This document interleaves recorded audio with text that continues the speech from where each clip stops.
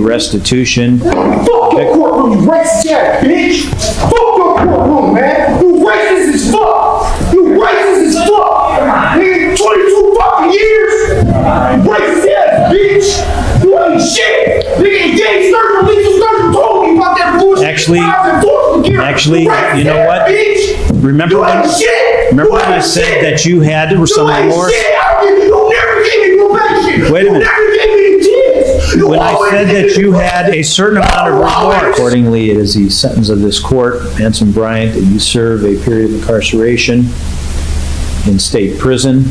Court hereby terminates your post-release control, and I am imposing the balance through November 15th of 2020. I believe that comes up to 623 days, according to the DRC's calculation. The court sentences you to prison on count 1, aggravated burglary, felony 1, for 8 years, and 3 years on the firearm specification.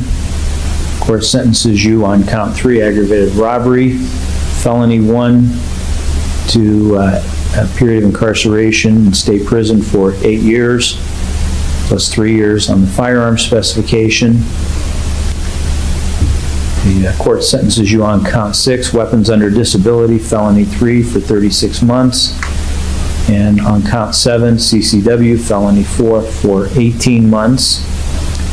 The court makes the 2 weapons charges, count 6 and 7, concurrent with each other and concurrent to all of the other charges, the offenses. However, the court makes the 2 F1s consecutive with one another.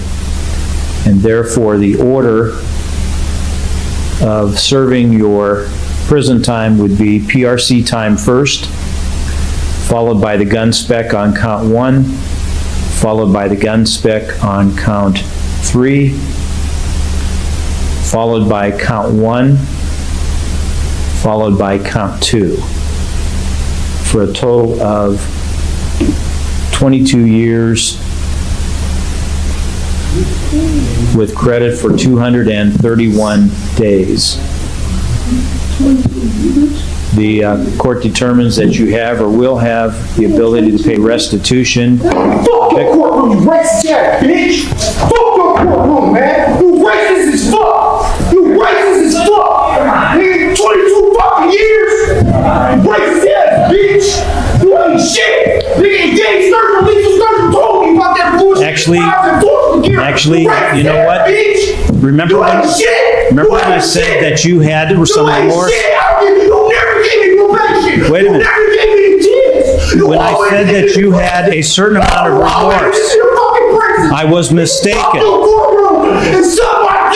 court determines that maximum imprisonment is needed. So it's 11 years on count 1 and 11 years on count 3. You racist bitch! You ain't shit! Nancy, calm down, bro. Let me up the courtroom, man! Take him out. Hey, just take him out. Just take him out. Get out of You here. racist! I see bullshit! You racist as fuck! Hey, take him out, please. Please take him out, please. I love you, bro. I love you, man. Don't I love you, Chad. So that's 28 years with credit for 231 days. I don't want to hear it, man! Get me out! Let's go. Let me out! Hold on. I don't want to hear it! Let's go. Get me out! Let him go. Let me out! Let's take him out. Let me out, man! I swear to God! Turn up this bitch! Does counsel waive the Let me out! counsel waive the client's presence for the remainder of the advisements I have to give? Yes, Your Honor. All right, you can take them. Jackson, bitch! You are Jackson! You want to go around the floor? Hey, thank you, Dennis! Love you. Thank you, sir. Court determines that the defendant has shown no remorse whatsoever. I was giving him remorse, a certain amount of remorse in mitigation of the sentence. The defendant has shown me that he has no remorse whatsoever, and therefore the court determines that maximum imprisonment is needed. He poses the greatest likelihood of recidivism. All right, our next file this morning is People of the State of Michigan versus Gregory Miller. Ms. Morris, do we have any victim impact statement to be made today? I believe it's attached to the PSI, Your Honor, other than that, no. Mr. Miller is no stranger to this court. I think the PSI does a good job in laying out a lot of his prior convictions. The biggest thing I noticed in here is, I would say almost all, if not majority of these, he was either on probation, parole, or bond when these occurred. I think that goes to show he is not a good candidate for any type of probation. He has several assaultive priors, including domestic violence as well as just assault and batteries. On top of that, other domestic violences which have been pled down. He's not done well on probation in the past. He has several violations ranging from, which I think goes to show that the recommendation is appropriate in this case. Other than his prior convictions, I would just like to focus the court on the victim impact statement. Although it's short, I think it's very powerful. And I know the police report does describe the injuries that the victim suffered in this case, but in my opinion, it does not do them justice. The photos of the victim's face and injuries are extremely disturbing to look at. For lack of a better term, Mr. Miller did beat the crap out of her. And while I understand that Mr. Miller's underlying issue is clearly his alcohol use, Mr. Miller is very kind and polite when he's sober, but he rarely stays sober. And when he's drunk, he is extremely violent. I think he's been a danger to this community for quite some time now. So I would ask the court to follow the recommendation and sentence the defendant to a prison term. Thank you. Mr. Champion. Thank you, Your Honor. This is a situation that really highlights the issue of substance use disorders. Mr. Miller was homeless at the time, as the prosecution has. When Mr. Miller is sober and away from alcohol, he's a very polite, helpful, and productive citizen of this community. Unfortunately, when you throw in the substance use disorder with homelessness, this is what we end up with. In no means whatsoever did I intentionally try or mean to harm that woman. She is a fantastic person. She's a great human being and a wonderful woman. I hope she gets the help also that I need, and I'm going to use this time seriously, stay sober and do my best to stay sober. Well, the law here is for domestic violence, and it's a third offense. Typically, a domestic violence starts out as a misdemeanor, punishable by up to 93 days. But I'll tell you, what I'm looking here at is a domestic violence is any assaultive battery. For instance, if I were to push a person, that is domestic violence. If I were to punch a spouse, that would be domestic violence. This damaged her retina, gave her 2 black eyes, bruised a couple of ribs. She had her handprint on her right arm. And I do remember the pictures from this because it was a no contest plea. When it's a no contest plea, I get to look at the entirety of the report. I don't know if the guidelines here are adequate.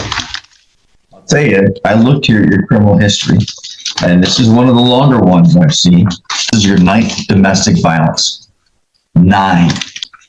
You have violated bond, probation, and parole countless times. So, bond supervision doesn't work, probation supervision doesn't work, parole supervision doesn't work, going in and out of prison and jails hasn't worked.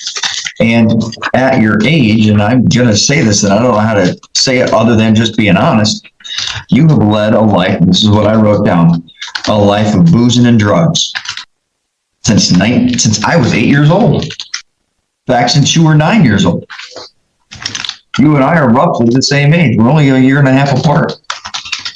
So I look at this and I'm just, I hate to say it, but, and here's another thing I wrote down.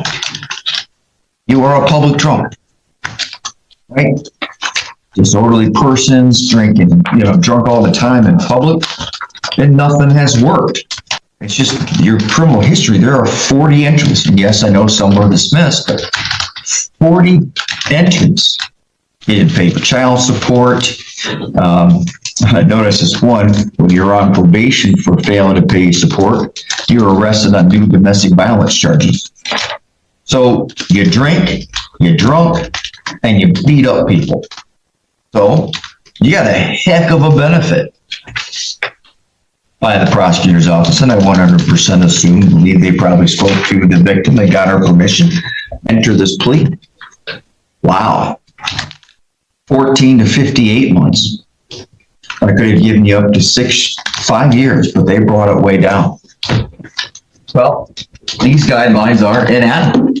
I don't have to find substantial and compelling reasons to exceed them. I just have to now by law find that it's reasonable. And your prior history, I can't imagine any human being looking at this prior criminal history and think what my sentence is going to be is unreasonable. It's a life of drinking and beating up people. And I wrote down here, you are a danger to women. And there's no reason to think you're not going to get back out and do the same thing, because it is all you have done for a long time. So, well, I'm going to get this $68 state minimum fee, $130 crime victim break fund fee. I'm going to add $300 court cost, and because I don't know what else to do, I know what my prison term is going to be. I'm going to add $1,000 fine. Some judges will say, why? They're not likely to pay it.